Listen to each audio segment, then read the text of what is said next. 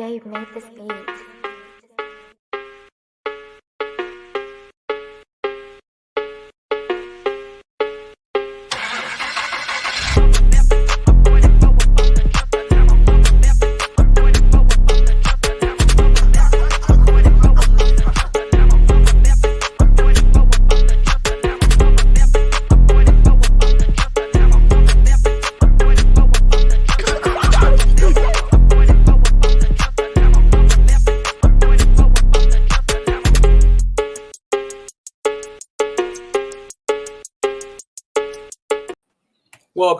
Welcome to Say Like a Champ, episode 175. It's your boy A-Dub. And your boy Struz back in the building. What's good, SLAC family out there? Yes, what's good, SLAC family? We definitely have a lot to address on the show today. But what we like to talk about always is that sports is kind of like our escape. And it's it's really sad when these things kind of hit home. And it, I think it's easy for us to forget that these are real humans involved. And that it's life and death, literally situations at times. We do want to say and send our thoughts out to Damar Hamlin and all of his family. We're going to go ahead and start the show basically like that as we kind of segue into our first topic. But definitely wanted to welcome in the SLAC family. Thank you all for being here as we normally do. And then we'd like to just kind of jump in with kind of our thoughts about this because situations like this are bigger than sports. So want to welcome moms in, want to welcome Kelly as well, Unc and Pops with us so far. So thank you guys for being here. And yeah, I definitely wanted to kind of just, gather our thoughts a little bit on this. And Strizzy, kind of hear what you thought about Damar Hamlin's situation last night after collapsing, after making a tackle. Yeah, man, situations like this are always so scary, man, and they're so incredibly unfortunate. You always notice that the more serious and some more severe injuries always happen, after a hit or after a play or non-contact play, right? The tackle was nothing crazy. It wasn't head-to-head. It was a textbook tackle. He got up, took about 2 steps, and fell completely to the ground, man. So it's just things of that nature are so scary. We don't necessarily know exactly what's happened yet.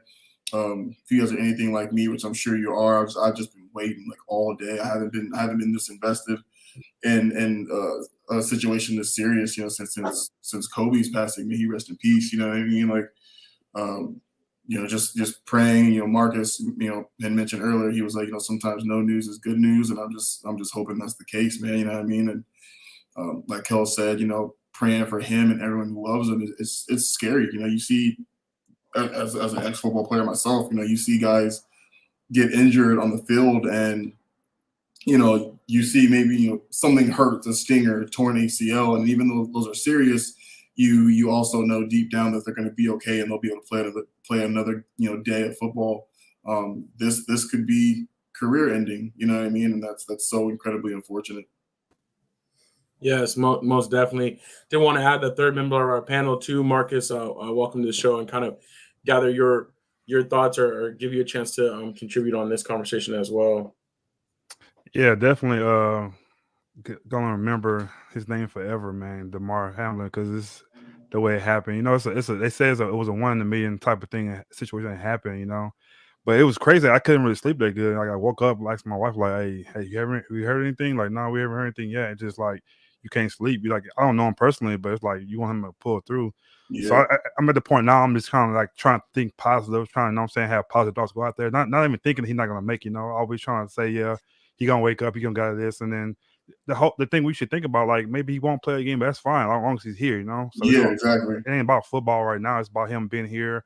I don't know if he had any kids or anything like that, but just his family, it's kind of scary thing to happen like that because it's like imagine how we feel, imagine how his family feel who knows him personally, who's always there with him, So we just gotta kind of try to stay positive and try to keep positive vibes in the energy in the world right now. I think everybody is really praying for him and really trying to be positive of the situation he's going through. So like I said, I just want to just say, hey, we pray for him and just believe he's gonna pull it through. I really think he's gonna be okay. Yeah, I agree. I want to get to a couple comments real quick and then share some thoughts. We have Grace in the building. Welcome to the show. Thank you for being here with us. Unk says it's scary to see someone going through injury. Anthony Weston also, good evening. Welcome to the show, Anthony. Appreciate you being here with us. Pop says players get bigger, faster, and stronger each year. They hit more and they hit harder than in the past. Just crazy incident. Never seen anything like that. Stadium was silent. CPR on the field was chilling. And yeah, that is, the thing for me too, is just like, it was just so kind of crazy to see. And we understand the inherent risk of what these guys are doing. And, obviously these are like car crash type collisions, every time they make tackles and things like that, and they are risking their lives. But just to see it like that, it really brings it to the forefront. And it really shook me last night. And I've kind of want to say, my appreciation for my brothers here too. Strizzy and Marcus, we were texting a little bit earlier, and because I just was like, man, every time I open up ESPN or something like that, I think I'm gonna, see something negative. And thank you, Marcus, especially, just for reminding me to kind of just stay positive and to think the right way and just put that positive energy out there. So that's what we're gonna continue to do. But we definitely wanted to address that, and in all of its seriousness, before we talk sports as we normally do. We come here. This is like our escape from reality, where we love sports as entertainment. But at the end of the day, too, these are real people, and we wanted to address that and not be insensitive to the fact that this is on all of our minds and our thoughts. So. So prayers up to Damar Hamlin. Until we hear more, we're gonna continue to think positive, and we're gonna keep our SLAC train rolling as well. But thank you all for being here. Let's see. We also got Stephanie Washington in the building. What's up, Steph? And yeah, so we're gonna jump into it. Trying to talk about some of the playoff scenarios and some of the scoreboard, but definitely wanted to let everybody know where our thoughts were on that before we get started. So. We'll go ahead and jump into our first topic as what's up next? Oh, let's check it out, man, real quick. Tuned to NFL Talk. Let's get it. Oh man, we lost our graphics for a second. Sorry about that. Hold on 1 second. We'll get our graphics back. We'll get our graphics back and pop in real quick. It's all good. Don't know what happened with that, but you know how that goes. But it's going to be the NFL talk. And we are going to go over the scoreboard, just kind of talk about, some of the different outcomes this week, most surprising outcomes. I will say for me, the Saints-Eagles game was very surprising, just based on where the Eagles were coming from this year, having been so far out in front of the NFC all year. Now it's coming down to the last week of the season where they could potentially lose that number one seed after losing 2 weeks in a row. So that was a surprising one for me. But did any other games stick out to either of y'all that you wanted to discuss on the scoreboard real quick? I think that was I think that was a big one for me too, because I felt like even with Gardner Minshew, that ground game and that defense, I still would have thought they would have pulled through, especially how well they played you guys last week. You know what I'm saying? So I thought that was a wrap. Obviously, man, Panthers, that one stung a little bit. They came out, they started out so damn strong, dude. Went up quick 14-0 and then 21-7. Then by half, I think it was 21-14 or 2014, something around that. But it's crazy, man, how one person, like what one person can actually mean to a team. Like not having J.C. Horn killed us. Mm-hmm. It hurt us so bad. Like, I mean, that man has been clamps on every number one receiver that he's got in front of all year. So not having him, it really, really showed. I mean, he locked up my game. Was the first time they played. And him not being there, he torched Xavier Woods and CJ Henderson.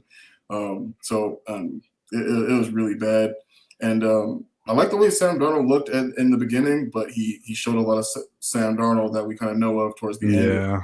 And I think one of the biggest things too that like really, really hurt us is even though he played well in the beginning, we shouldn't have really relied on him like that. You know what I mean? Like we got away from the ground game, which essentially got us back into contention for the division. So we didn't run the ball hardly at all in the second half. Didn't run it too much in the first because he was playing well. And I think once we got away from the ground game, what got us there, that really hurt us. So we gave the ball back to the greatest quarterback of all time, entirely too much, and I feel like that was definitely our downfall. So. Just stupid turnovers at the end of the game. But, damn, it was a rough one. I was trying not to get my hopes up, but when we went up so fast, I was like, okay, we might do this, and then, of course, Tom Brady in Tom Brady fashion does what he do. So it's fun, but it's all good. Well, so that being said, the way the Buccaneers did play against a solid but limited defense in the Panthers because they were missing their main guy. Are you worried about the Bucs now, Marcus or Strizzy? Do you think that was kind of them picking up momentum? No. Yeah, I was telling somebody a couple weeks ago when they beat they won on Christmas. I was saying that's a team you don't want to face in the playoffs. And I know we always say about the quarterback, but it's two quarterbacks whose team wasn't even supposed to even make it the playoffs, which they might make the playoffs, and they 0-0 in the playoffs. You might lose to them. That's Tom Brady and Aaron Rodgers. So the quarterback play has a lot to do with it. What's going on? So that team tough, man. They have a lot of injuries during the season, and then their players are coming back healthy now, so they're gonna be fresh. And hey, you win 5 games. That's all you need to do. 4 or 5 games, and you in. So. Right. Yeah, they definitely scary, especially the way they play. Seeing Mike Evans doing what he does, it's just like, man, they're gonna be a scary team. Yeah, that's my opinion. No, I agree. It's crazy. I'm like, the Cowboys' most likely opponent in the first round is going to be to travel to the Bucs, where we started the season in a close game. And not that I'd be worried, but it's just like one of those things where like you said, if the team's hot at the right time, you don't necessarily want to face them. Mike Evans definitely a beast. 3 touchdowns, 200 yards on that on the Panthers, and yeah, they might be getting into form. I don't know, but it looks like now that they've locked up their spot, they might rest their guys next week. So hopefully, I'm definitely worried we played on first round. I don't. People can say what they want to say. I'm definitely worried because the way we play against Tennessee, which we should have blew them out. I'm just saying that's Michael Dodd, and we talking about the GOAT. I'm just saying, man. Say what you say. Yeah. I agree. Well, Anthony Weston says he thinks the Cowboys would still beat them as long as Dak doesn't turn the ball over. Pop says that our defense will put Brady into permanent retirement this time. So we'll see. That's how it might go. I hope he's right. Has Dak had a game in the last 3 games with no interception? No. He's averaging 2 a game, right? Yeah. Okay, that's all. I'm just making sure. Yeah. I agree with Anthony. I feel like you guys beat them even in an away game. They still don't have all the defensive end pieces though. They got a lot of injuries still. They are going to use next week to get healthy. I don't think they're going to play their guys. All right, Pops. We know. Pops We know. I hope you are. But I think you guys shouldn't. I think you guys get through the first round. But I feel like that fully healthy Eagles game is going to be a little rougher this time around. But I think you'll get through the first round this year. Yeah, I'm definitely excited to see how it plays off. A lot of teams are still have a chance to make the playoffs. We'll look at that in a second here. But one team that kind of surprised me that kind of fell flat was the Washington Commanders against the Browns. They had a chance to stay alive in the NFC playoff race, and the Browns, won that game pretty handily. Another one that was interesting is the Steelers over the Ravens. Steelers stayed alive, and they have a chance to stay over 500 for Mike Tomlin. Never been under 500, so we'll How find many years? Like 12 years? Yeah, I think 11 or 12. This might be his 12. Something like that. I had one question. If you know A-Dub or anybody know on here, our center, is he done for the season? Yeah, they said that at least like 3 to 4 weeks, so he probably will miss the playoffs. So that's another thing with the Cowboys' offensive line is going to have to juggle around. Definitely one of the strengths we rely on, but now all of a sudden, at the worst time, there's questions there. So we'll see. Anthony Weston says also watch out for Green Bay. Yeah, they were, early on in the season we thought they were done, but now here they are in a position to make the playoffs and kind of go on a run too. So that'll be very interesting. But we were done too. Remember at the beginning of the season, that first game that got hurt and Cooper Rush came in there and saved us. So true. I have to say, I was too. Like after that first game of the year, I was like, oh man, we waited all off season for this and that. So it is interesting to see how the tables have turned, and anything's possible. But I'm glad we're in the playoffs, and we'll kind of go from there. I'm just getting a small reminder of Romo. That's all I'm saying about these interceptions. Yeah, I feel you. We can only sustain those for so long, so hopefully we can avoid them. But it'll be interesting to see that the Cowboys still technically have a chance for the NFC East if the Eagles were to lose, and they still technically have a chance for the number 1 seed and getting a bye week. So this next weekend could change a lot of different things. Anthony Weston mentioned Patrick Mahomes going over 5,000 yards passing. That's Joined crazy. from elite company with 5K. Yeah, 5,000 yards passing. He's one of the only ones to do that multiple times and also to have over 30 or no, what is it, 30 or 40 touchdowns in a season too. So yeah, only the third quarterback with And he multiple 5,000 he yards. had Tyreek Hill this year, right? Right. That was the thing too, is that that was the Monster. interesting question, right? Going into the offseason, and Monster. now they're doing their thing, they're right back where they're supposed to be. So but let's move forward a little bit and let's check on some of the playoff scenarios. We did talk about the scary situation with Damar Hamlin at the beginning of the show. That does impact the playoff scenarios as well, with the game being suspended. The NFL did confirm that they will not continue that game this week, and I'm wondering if they're going to just basically play out Week 18 as normal, and then go and take a look at whether this game between the Bengals and the Bills would change the outcome of the standings. But both of those teams are high up, and the Bills do still have a chance for the number 1 seed. So it's going to be very interesting to see how the league handles that. But I'm kind of with Anthony Weston. I'm glad that the league did stop the game. Yeah. I'm not so sure though, too, if it was the league or it was just the coaches saying we're not. Social media stopped that game because they went to the locker room, I think, to get their hairs together, and they had an outcry like, you can't keep playing this game. Because you also, I don't know if you guys seen, we seen Diggs on the sideline trying to pump the guys up, like, we gotta keep fighting, we gotta keep, like, them guys was like, nah, man, we ain't trying to play this game, man. So normal as football, we grew up in football, we know, like, hey, he's hurt, but we gotta fight for him, all of that. But that was a different situation. I don't think that ever happened before. The whole thing was seeing the ambulance on the field. I think the first time I've ever seen that before. You see it on the sideline, but for it to be on the field, it was like, dang, serious now. It's so serious. That's so scary. I mean, the Bills did confirm that, Hamlin did have a cardiac arrest after that hit on the field when he collapsed, and that his heart was restarted using CPR on the field there. And so that's so emotional. Yeah, that's got to be incredibly emotional for those guys to see that. But you're right. Initially, they gathered everybody up, and they were coming, like, the defense was like coming back out, like they were going to line back up when the coaches kind of came together, and they were just like, before the coaches came together and talked about, hey, we need to really take a step back here. So one last question. So with that, they're not going to play this game. Do they get is it like a draw? Like, is it on the thing, or is it gonna be nothing? I don't know. So Pops is saying Bengals win, just like a shortened baseball game. And I think there's chances for that to happen, but the only thing is this was only halfway through the first quarter. I think if it was like into the third quarter or something like that, I can't remember exactly, but I believe the NFL has a rule where it's like, as long as a certain percentage of the game has been played, then they'll just call it like it is. Okay. But with the game being so early in the first quarter, I don't know if they're just going to award the Bengals the win or maybe do a draw. I think they're going to wait to see until after this weekend to find out. Okay. Agreed. I think it depends on impact. You know what I'm saying?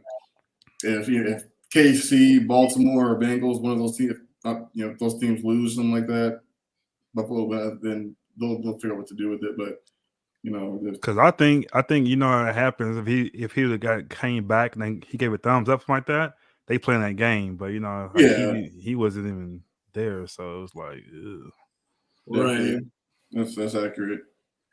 Yeah, that was too much for them to be.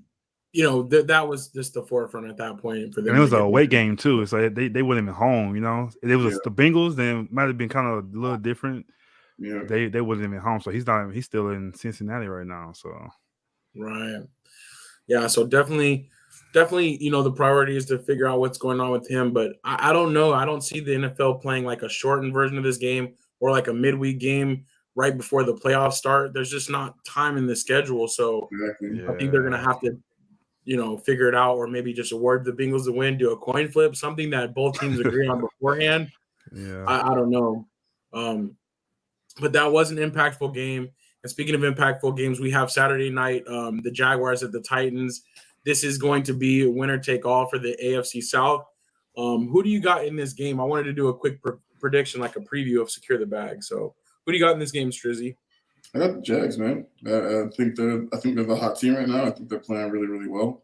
I think they've won their last 3 weeks in a row going into this. So I like the Jags in this game. Marcus? I got Tennessee, dog. I just think they got the experience. They do it every year. They go to the playoffs. Even though they don't do well, but King Henry, this is his time of year. He wakes up. I think he's gonna have 200 yards rushing, and they're gonna win 2 touchdowns. I think he's gonna win the game for him. Nice, I love it. So we got two different sides of the opinion there. I'm wanting the Slackers to help us decide which way to go. What our collective thoughts are. So Slackers, let us know who you think is going to win. Jags, Titans, and then also Lions and Packers. So the NFL, has a lot of these different games that are impacting each other, and they wanted them to all be kind of played at the same time, right? So they wouldn't know the outcome going into it in case one team or the other kind of sat their guys. But Green Bay kind of got the exception. They're the Sunday night game, last game of the regular season, and if they win, they're in. The Lions, they need the Seahawks to lose, so the Lions will know whether they're going to have a chance to get in or not prior to this game. But I'm curious what you guys think in this one. Do the Lions play spoiler, or do the Packers get in? I'm going for the Lions, man. I'm rooting for the Lions so hard. You know what I'm saying? So I want the Lions to win, man. I'm saying Lions. Upset. Huge upset. Aaron Rodgers ain't losing. I'm sorry. Go ahead. I'm sorry. No, I was gonna say I would love it for the Lions, but yeah, I don't know. Nah, I'm a type of person. I always watch during the game and post game. I always look at how players react, and the way Aaron Rodgers' body language was, him joking and being happy again. He know they're not losing that game. Like he owns them guys, so he knows. Yeah, it's going down. Yeah, I think the same thing. I think that the league wants him in. That'd be the better scenario. As hard as the Lions have fought, I don't see that the tables have turned. But the real disappointment to me was the Vikings. The Vikings, you have a chance to put the Packers out of the playoff scenario, a team that you are, probably maybe potentially going to have to play again, and they couldn't do it. Got smacked at that. It wasn't even close. Right. It wasn't. So I'm like, I don't know why, but that's kind of making my opinion biased about the Lions. Like, I still think that's a division team that they kind of own. So, I think that the Packers will come out. We'll see. Let's see. The chat is going with the Jaguars on both sides for that, Pops and Anthony Weston. And then they're both going for the Packers as well. Anthony Weston. Wait, me and Pops agreed on something? What? Boy, it's going to hell again outside, man. It's a brand new year. Oh, it's a brand new year. You sure right, dog. You sure. We're going to keep it. Hey, Pops, let's keep it going like this, man. Let's keep it going, man. Yeah, exactly. So we'll see, though. The NFC, though, that is the last spot to be taken, is whether it's going to be Green Bay with a win, or Seattle with the Green Bay loss, or the Lions with a win and a Seattle loss. So, and then on the other side, you got the Dolphins, the Steelers, and the Patriots going for that last wild card spot, and then the winner of the Jags Titans getting the NFC or the AFC South. So, should be very interesting. Go ahead. I'm sorry. Sure. Did you see it? Is it us or the 49ers? If the Eagles lose, they get in the warm spot. Do you know that for sure? Oh, I don't know that for sure, but I'll find out right now. Because I am curious how that is going to play out. Because they have 5 losses or 4 losses. I thought they had one loss more than us. Well, the 49ers have 4. They have the same. Oh, so the same as us then. So you might be right now. They might get a tiebreaker too, huh? Let's just make sure. Let's see. So the Eagles, they get the division, and they get the number 1 seed and a home bye week. I'm sorry. If they win the division. Oh, okay. If San Francisco wins and Philly loses, then they will get the number 1 seed and home field advantage. The Cowboys need Philadelphia and San Francisco to lose and a win to get it. Gotcha. So we'll see. But hey, you never know. The Cowboys could end up with winning their division, with getting a bye week, or they could end up going on the road for the first week of the playoffs. So we'll see. But yeah, I think that's NFL talk. I think we'll go ahead and move on from there. Pop says New Year, Marcus, and he's got a story. Yeah, I haven't heard this, so he's I got a want to story. hear that. I haven't heard it. So, all right, that's what's up. Well, speaking of GOAT stories and speaking of the NBA, let's go ahead and roll on to our next topic for tonight. Nice little segment.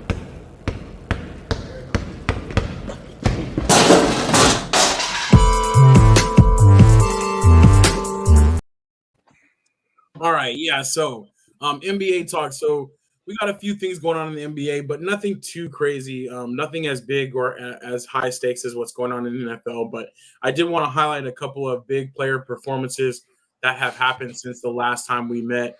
Luka Doncic with the 60, 21, and 10 That's night. crazy. First time ever in the NBA that's been done. A 60-point triple-double with 21, at least 20 boards and at least 10 assists. 20 boards, though? He's a point guard. Like, what? Yeah, that was pretty crazy. Down the stretch, I guess, in that game, too, what was really cool to see is that they needed all of that, right? Because they were kind of coming back. They came back from, down 8 points within the last minute or something like that. It was like 33 seconds. Yeah, including him missing intentionally a free throw and getting the board and putting it back to send it to overtime. So, incredible night. I thought it was really funny, though. At the end of the game, he said he needs a recovery beer. I'm like, I'm down for that. That's so funny. And Anthony Weston reminds us that he picked him for MVP. So I think I did too. I think I did. No, I'm picking B. You're right. I didn't. But definitely a great game by Luka. Is he the future of the NBA, or what do you guys think? It's official now. I used to say, I don't know yet. It's official, man. He's definitely going to be a Dirk of this generation, without a doubt. Dirk was big in his generation. Dirk was a huge, so he definitely is that already. Great. What was crazy about this game too is the very next game, I think after against the Spurs, he put up 51. So I was really thinking okay, smash the under if you're a gambler, and I was saying, ain't no way he put up plus 30 the next night or whatever. No, this dude put up 51. And another crazy game. So it's just, dude's a monster, man. He keeps talking about how easy it is to score in the NBA. He's not playing. To him, it really is. It's really easy. It's nuts. Yeah, it is pretty crazy. Pop says Luka is the NBA over Durant and Morant. And yeah, I think it's with him coming in and having experience against, in professional league, albeit overseas, he really is kind of more mature for his age. And also when the game slows down for him, just like with the Suns series, even though they were down in that series, but when the game slows down for him and he kind of figures things out, he really does have a way of just controlling the game and what's happening. So, and what helped him too, because he was 17 playing with grown men. So before he got to the NBA, so I think that really impact him, and he's had the confidence and he's not scared of nobody, So he's been doing it for a long time. Even though he's only been a couple of years, he's really been playing professional ball for a long time already. So yeah, most definitely. Anthony Weston says he's probably going to be the face of the league after LeBron is done, which seems to be rapidly approaching. But another good little segue into LeBron. He continues to watch that point total go down on the LeBron tracker, 484 points away from becoming number one overall point scorer in NBA history. Yeah. And had his 38th birthday the other night in Atlanta and showed out pretty well, scored, I think, 47 for that. So is that get this year? That many points? That can happen this year? Oh, yeah. Yeah. Oh, okay. Yeah, because he'll score he'll probably need 32 more games or something, 33 more games. Averaging with 16 points maybe at the most? No, averaging if he's averaging 24 or something like that. 24, okay. So damn, I thought he was getting it next year. I didn't know he was getting it this year. That's crazy. He gonna get that this year. Hey, Pops, did you see that, Pops? I was just wondering, you seen that? That means he will have the all-time leading points in the history. I was just want to see if you seen that. Not just this year, but forever, Forever, ever. Yeah, and it is a pretty outstanding accomplishment for LeBron, especially because he's not really actually a scorer. Pass first. So That is pretty cool. We know longevity has stuff to do with that, but also, that's part of him being a freak of nature and committing to his body too, and staying healthy and doing those things. So, definitely got to give shout outs to LeBron. But I'm curious, as the Lakers go, like, is his focus really more this point scoring total, or getting them into the playoffs and making a run? Definitely but I guess it doesn't points. really matter right now with AD being hurt. So, just run up. We should have known that was gonna happen. Yeah, I Did think Jordan? we said a long time ago, like, LeBron wants that title. Like, he wants the scoring title. He's wanted the scoring title. You know what I'm saying? Like, if he don't win another championship, he wants that. So, like, he gonna get it. Yeah. I think too, because of how Kareem was kind of going at him too about the situation. So that probably fired him up a little more. I'm not really gonna get it now, Right. It's interesting that they're not like on the best terms or whatever, but Kareem did tweet something for his birthday the other day to LeBron. So maybe Kareem's like more accepting the fact, though. We'll see. Did Jordan play till he was what, 37 or 38? How old was Jordan? I think Jordan played till he was 37 or 38, but he did. I think it was 37 too. I think LeBron is 38, and on the level he's playing right now, Jordan would have been close to this. I don't know. Let's move on. Donovan Mitchell with 71 points, most in the game since Kobe scored his 81 points. And that's pretty astonishing. 11 assists as well means he wasn't just, taking shots, but he was sharing the ball a little bit. This happened last night. And I don't know. Like, it's a great feat, but is Donovan Mitchell up there as like one of the greatest scorers, or was this just like an outburst for him? What do you guys think? Outburst. I mean, he's had some big games before, so we've seen him put up 50 a couple of times. You think about that series in the bubble with I think it was, who was it? Was it the Celtics? No, it was him and Murray from the they had like back-to-back 50 games, something like that, or the same game 50 point games, something like that. But so he can put the ball in the basket, but like that's one of them nights where like the hoop just gets bigger and bigger as the time goes. He was taking Steph Curry shots, and they were just falling swish, nothing but net. I don't see something like this happen again. But, he's good. He's nice. I think he complements that team really, really well. I think he makes them a legit threat in the East. But huge game. It's crazy. 71-11. That's nuts. Yeah, definitely a big game for him. I am curious to see what happens with the Cavs, though. They are putting together a nice team. If they can make a run in the East this year and kind of change things up or not. They too small, man. They ain't gonna do nothing. They might scare the Cavs. Yeah. He looks funny in that uniform though. Like why did he go there? Like, still doesn't look funny. Nah. Yeah, I agree. Let's see. Jordan led the league in minutes played at 37. Can't top him. Answer for everything LeBron will ever do. Anthony Weston also coming in on the on the Jordan camp. Jordan retired at 36, came back at 38. He retired twice, so he's missing the points. Key word: you cannot retire twice. He quit twice. Just put that. He quit. You can't. When you retire, you don't come back from it, right? Am I wrong about it? You quit and you came back. That's the difference between him and LeBron. LeBron never quit. Oh, I love it. Last thing we have for basketball, though, is we are going to do an MLK Day contest. Unc was gracious enough to give us a Trae Young rookie card, and we're gonna make it into a contest. We're gonna pick all of the MLK Day games because basically we have sort of like our pick'em scenario in NFL where on MLK Day all of the NBA teams are gonna be active. So we're gonna just pick all the different matchups, and then we'll create a tiebreaker.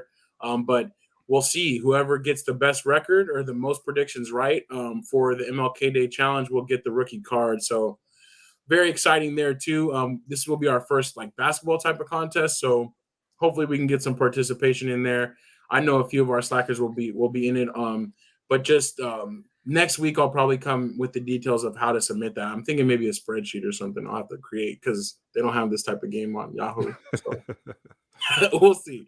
We're gonna make that. So that's exciting stuff. Potentially win a Trae Young rookie card, and that card will be even more valuable after he's traded away from the Hawks. So I was just thinking that. I was like, he's gonna be traded. It's gonna be worth a little bit more, man. Right. So that'll be more to talk about, more to look forward to. And NBA is gonna start heating up pretty soon after we get through the All-Star game and all that. We'll get down the stretch, but that's what's up. Marcus, MJ said don't buy. Why can I make any more? He's still the second best player of all time. I can't. Why not? He's still the second best. I have to say he's number one for me to buy his shoes. He's still number two. Like, it's okay. Number two is good too. He did his thing. He's still great to me. He still ain't like I'm saying he's garbage. He's just number two. That's all. Stats prove things. Stats are recorded for a reason. His stats are killing Jordan's stats. That's what's up. See, and we're gonna have that. We're gonna have one of these days. We'll have the bigger debate. Maybe during the off season, we'll have the bigger debate. But Anthony West says Kobe is number one to him. Yeah, see, and look at that. And that ain't true, but look at that. We all have opinions. We all have opinions. That ain't true. Yeah, see. Exactly. You and Pops are wrong. It's all good though. We still love y'all. That's what's up. Okay, so I think that's our NBA talk for today. We'll continue to watch the games, but the Lakers did get a nice little win the other night, and hopefully they can put a little something together while LeBron marches towards his number one. Come on, AD, squad. get back, man. Come on, AD. Yeah, let's get it. All right, last topic of the day. Let's keep this thing moving. So what's next again? Other sports? Oh yeah, other sports. Okay, so not football. Yeah, not basketball. We did that already. Oh, okay, like hockey. Yeah, like hockey.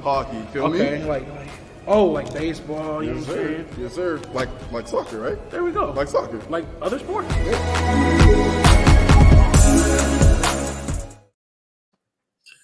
Marcus, you want to respond real quick, or we just leave that for later? When the best player you guarded in the finals is Herschel Hawkins, you're supposed to win 6 in a row. I'm just saying. All right, Drexler. Oh wow. All right, other sports. So we have to say goodbye and rest in peace to Pele, who passed away since we met last. He was at an advanced age, and it was kind of coming. His family was able to surround him. But with his passing was some time to reflect, and I think collectively the world's greatest, in the world's opinion, the greatest soccer player ever. Pele definitely impacted the game and definitely took the game to even bigger platform. Definitely brought it to America, I would say. He's one of those guys similar to a Jordan, where his name is always linked with the sport itself and being kind of bigger than the game. So rest in peace to Pele. For sure. You put him up there too? What's that? You think he's the greatest? I think so. Okay. It's especially because just the legendary nature. And we kind of talk about this with Jordan or with other guys like Wilt Chamberlain, where it's like you just hear the stories and the legend grows bigger and bigger. And, for me, I didn't get to experience seeing Pele play soccer like that, but to see clips and to kind of understand the story of him setting the standard. And pay the way trailblazer. Exactly. Yeah. And then comparing that to some of these guys now, it's just not quite the same. So I would say he's the greatest soccer player for sure. How old was he? He was like 83. 83. Oh, wow. He was, oh man, I know he's that old. So again, did a lot of his work and made a lot of his impact way before social media, way before the age of being able to pass information like this and multi-network TV and all that stuff. So, but yeah, definitely a legend, and I would say the greatest soccer player ever. I ain't watching the movie too. Yeah, definitely. So his impact reached far and wide, for sure. Anthony Weston, he was trying to throw more comments at you, but his Facebook I just have that favor like that, dog. It happens like that, shuts you down when you're wrong. That's all. I love you though, dog. The YouTube side. Pop says another GOAT won 3 World Cups, scored multiple goals at the he won 3 World Cups? 17. Yeah. So dang, that's hard. One is difficult. I know, but 3 at 17 breaking in the World Cup and scoring multiple goals at that young of an age, that's pretty crazy. So he definitely changed the game there. Messi just got his first. This man got 3. Exactly. And Messi will definitely not get another one Yeah, he said he's Too late done. for that. Yeah. So, also rest in peace to action sports star Ken Block. He was the co-founder of DC, and also he made the Gymkhana movies, which are like basically like kind of brought some different videos about drifting and doing rallycross. He actually passed away a couple of days ago in a snowboarding accident. So rest in peace to Ken Block. He was one of very interesting guy, but like kind of him and Rob Dyrdek brought action sports to like the mainstream a little bit, I would say, a little bit more. So, but that was a sad news to hear as well. So rest in peace to Ken Block. The other thing we had really for other sports was some bowl game recaps and talking about the big matchup coming up on Monday. We had quite possibly the best, I would say, weekend of college football playoff, or the best college football playoff 2 games in a row that I wanted to talk about for sure. But let me grab this comment real quick though. Grace says, "Got to jump off. Rough day in sports world. Prayers to the family and for a full recovery. Just reminders, new year, be kind and let those who love you know how much." For sure. Or let those you know those you love know how much. My bad. We know. We can read it. We know what you Yeah, mean. we got you. We got you. But thank you, Grace, for that message. Definitely thank you for being here and a great reminder as well, for sure. I know Anthony Weston was excited about his Horned Frogs beating Michigan in that first game of the playoff. So I do have to say shout out to TCU. They played well. I do think Michigan let some opportunities go by, especially early on in the game, going for it on 4th down. I think that's a touchdown. Yeah, but I do want to ask you guys about that. That touchdown of the receiver falling and being like an inch away. I think that was a touchdown. By the time he actually grabbed it and his butt, you gotta give that to him, man. So, there are certain times where replay is just not needed. Like everybody's seeing that play, knowing football. That's a touchdown. That's a touchdown. I don't think anybody was screaming to bring that back, but it's crazy. The very next play, Michigan fumbles it away. Like just so many different things. I feel like kind of took them off track early in that game, and TCU definitely went in there and fought hard. So that's how it goes. That's how the cookie crumbles. But I don't think Michigan were as prepared as they should have been. I think that they made some early calls that was a little bit arrogant, and they were just assuming they were going to win out because they're the better team, and you can't assume that. TCU took you can't assume. Kelly says, "So happy for TCU, embarrassed by my dogs, but excited for 1-9." Kelly says, "I think TCU proved they deserved to be there, and they definitely played tough. And every time Michigan came back and got close, they scored again to put them down further." That was my thing too. I kept thinking that Michigan was going to end up like making a comeback, but every time they scored, TCU scored right after. Like it's crazy. Yeah. They played well. They definitely did. Pop says they cheated Michigan. We're going to hurt these guys really bad. And talking about Georgia at TCU. Anthony Weston says Panthers may benefit from that loss. That is kind of an other sports topic. Jim Harbaugh potentially leaving to go to the Panthers. What do you think about that, Strizzy, as our resident Panthers fan? That'd be cool. You know what I'm saying? Like I'm a big fan of John Harbaugh. Obviously, they're 2 different brothers, but he has success in the NFL, right? College football coaches don't always do well in the NFL, but it's not like he hasn't had success, with the 49ers before going to a Super Bowl prior. So I don't know. It's tricky because I feel like the team has bought into Wilkes. They want Wilkes back. So it's like when you don't give the team exactly what they want, you bring somebody else in, it might, they're going to play for who they're going to play for. Obviously, they have a job to do, but it might be a little rocky in the beginning. But obviously, like if he can come in and do a good job, like I'm all for it. He's actually really good with really good defenses, so he's gonna inherit a really good one. So it's just honestly, our team is just getting our offense rolling. You know what I mean? Like defense will do what it's due. We just need a coach who's gonna come in here and be able to get the most out of our offense. And once we can do that, we're back in contention for our division. So I just want a coach who's gonna come in here and fix the offense. That's it. Can't hear you. AW on mute? Oh, my bad. I was just going to say, I wonder if it will be the same, him coming back to the NFL like that as it was before. And also, I still feel like you have unfinished business at Michigan. If you were to leave now, I mean, he did beat Ohio State, and that was something that took him a long time to get over the hill to do. But then 2 consecutive playoff appearances consecutive first round and out. I feel like he should go back to Michigan and keep it moving, but I don't know. He's not coming back to the NFL. Why would you go to the Panthers and don't have a quarterback? As he's a quarterback coach, like he gonna go there and still be not good. Like he's not going there. I don't believe he'll leave because he had the opportunity to leave already. He didn't go, so why leave? You know, like why leave now and go there and then you stick up the place again?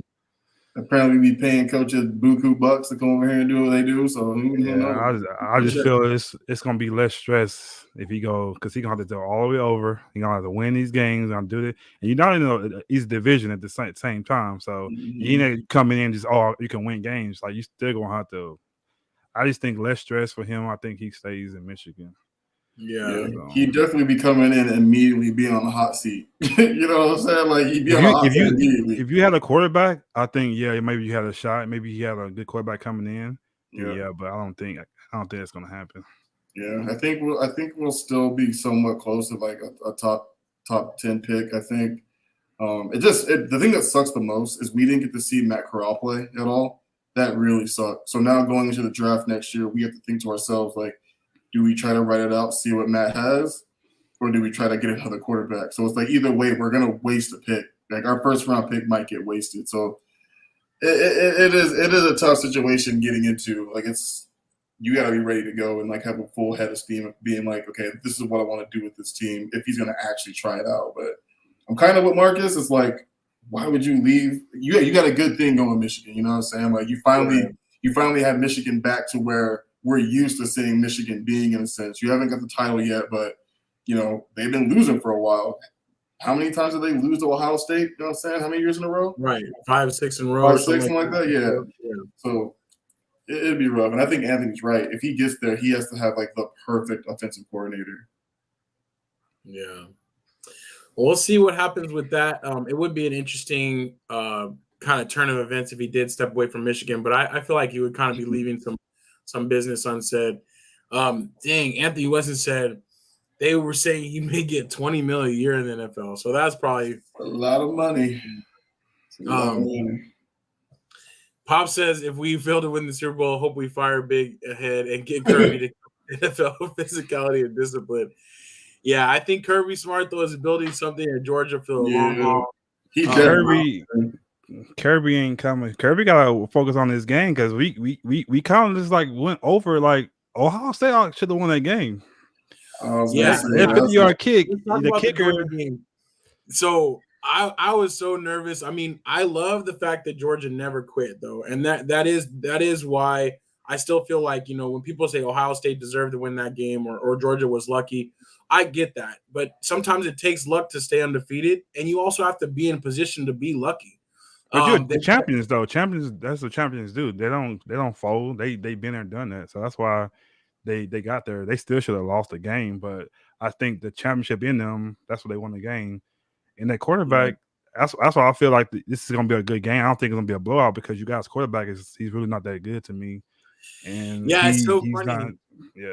He had a great final 2 drives to bring us back and to bring us back from down 13, late in that game. But it's so funny that, and he throws for I think it was his career high, 390 yards or something like that. And then the very first thing out of Kirby Smart's mouth is, hey, he's got to play better if we're going to win a championship. And I love that about the coach too, is keeping it real. It's like, even when they were on the stage getting ready to present them with the trophies and stuff, he was over there talking to him about hey, different plays and different mistakes that he made. I do think that TCU is going to be a tough matchup. But in the long haul, I think Georgia should have enough to get it done. But as long as they corral their quarterback better, I feel like in this game we're rushing too much for sacks and not rushing to contain. And CJ Stroud got out of the pocket and made big plays. Our defensive backs cannot hold for that long, and no defensive backs really can if you get that much time. Our defensive line kind of let us down and didn't get any sacks. If they don't get any sacks against TCU, it's going to be a problem again. I can see that happening. So we'll see how they play. But I think injuries are gonna hurt TCU too. They're running back. I don't think he's gonna play 33. I think his name is it Miller? Yeah, I think it's Miller. I think if he plays this game, I think it'll be a different ball game. I think it would happen. But I I don't know. Y'all should. I don't think it's gonna be a blowout like people think it's gonna be. I think it's gonna be a tough game for you guys. But I think you guys, like I said before, you champions. Like 2 years ago, you was almost there. They hurt. Some of the guys know, so they know how to kind of ride this when this gets kind of tough. They kind of ride their wave. These other guys are new to it. So like I think Ohio State next year, I think they'll feel this again and know how to overcome it. So things happen like that. Teams overcome after a while. But Georgia, they're in a perfect spot right now. They know how to overcome this and how to win a game. Like I said, you got the best coach in football to me. I know people say Nick Saban, but Kirby he's a great dude and great coach. I think he's gonna have those guys ready to go. Yeah, I think so too. Strizzy, what are your thoughts on the game? I don't think Georgia's not gonna make the same mistakes that Michigan did. Michigan made a ton of mistakes too. Like they left a lot of receivers open, like wide open, a bunch of plays that went straight for touchdowns. And I don't think Georgia's going to do that. And I think that they're going to learn too that as long as they contain TCU's quarterback, and like I said, don't let him get out and run as much as he likes to, that's going to it's going to make them struggle. I think they're going to struggle against that strong defense that Georgia has. And I don't know, like I think it might be close for a while, but I think that Georgia's going to end up getting out. Like, that second half, fourth quarter, I think they're going to get a little too out on them a little bit. But hats off to TCU though, man. Like I think you mentioned it last week. Like sometimes you get a little too much time to prepare for teams. You know what I mean? And I think they really looked at Michigan, looked at what they do, don't do well, and what TCU does do well, and they kind of took it to them. So even though Michigan made a ton of mistakes, doesn't mean that TCU didn't capitalize on their offense, didn't roll them. You know what I'm saying? So I don't know, man. I think Georgia looked, they still look good, but Ohio State's not a bad team. They got great receivers, probably the best receiving core in the national in the NCAA. So still a good game, but I think you guys repeat this year. Yeah, I think so too. It's gonna be a very exciting game though. Not too far away over there in LA in SoFi Stadium. Should be a beautiful scene. So we'll see what's up with that. But yeah, let's see real quick. Kelly says Kirby was right. Love that too. Anthony Weston says Crazy Mizzou had the best defensive game plan against Georgia all season, and definitely so. Missouri played Georgia really well. And it shows like kind of if you have the right plan, you can play and you can kind of swing above your weight class. And I think that's what TCU is going to have to do. But like you said, kind of Strizzy, like in the long run, hopefully we have better players, better game plan, and we'll kind of grind them down late in that game. Pop says, I want to destroy them, hurt their pride, beat them into submission, easy game after the first quarter. So I'm hoping it goes like that too. Some of the other New Year Bowls, Alabama, big time over Kansas State. Tennessee over Clemson was a good one. And then Tulane coming back against USC was a really big game. I don't know if you guys watched any of that one. Yeah. But different team, same outcome. Sorry, I'm still bitter. Different team, same outcome. I'm still bitter. Yeah, I feel you. They escaped to the better weather and everything like that, but still lost their last two games down there. So that's a tough one. But that's all we really, really have for other sports. I am definitely excited for the national championship game, though, and Georgia having a chance to repeat. But TCU shouldn't be taken lightly. They got there for a reason, and we still have to go out there and play the game for sure. So I'm excited for that, though, too. Anything else that we want to mention before we wrap things up here?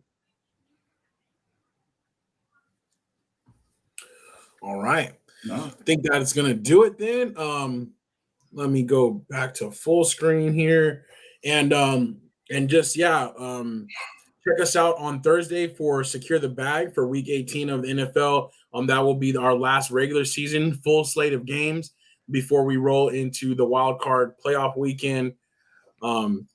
Compete with us on the Yahoo.